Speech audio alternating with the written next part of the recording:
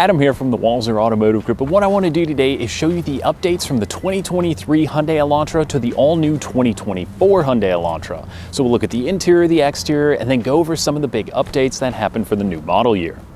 So let's start by looking at the 23 model. Now, while they look similar at a quick glance, you'll notice on top of the grille here, the new 24 model is going to add a chrome trim, or depending on which trim level you're looking at.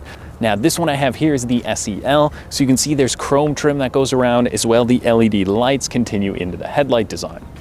So another big change from the 23 is you'll notice you have the chrome badge that actually sticks up off the hood. New for the 24 model, it's going to be a satin look, and it's actually going to be flattened out into the hood, so it is going to be a little bit styling difference there. You will also see on the back of the vehicle that the rear bumper has been touched up a little bit with a little bit more added gloss black trim. Plus, for 24, there are a few new colors that have been added into the lineup and a few different wheel designs.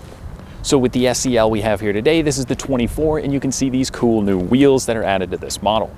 Inside the 24 Elantra now, things are going to pretty much remain identical, with the exception of the base trim level gets the 4.2-inch display in the digital instrument cluster. From there will be a few different colors you can get inside, but overall, again, remained pretty much unchanged.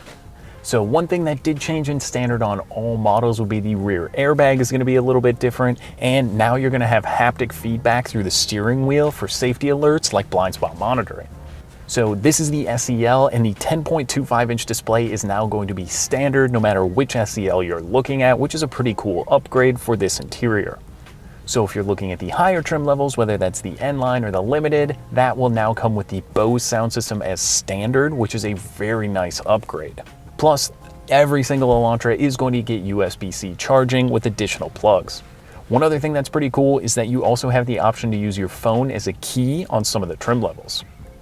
Now, I know the 23 we have here today is the hybrid model, and that will be a carryover to the 2024, so there won't be any powertrain changes looking at the 23 to the upgraded 24 models.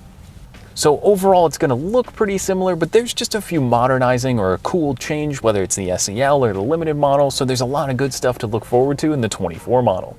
So that was just a brief overview between the 23 and the 24. Now, if you'd like more information or to schedule a test drive in either model, you can visit us online at walser.com or stop by either one of our Hyundai locations. We'd be happy to help you out. Thanks for watching.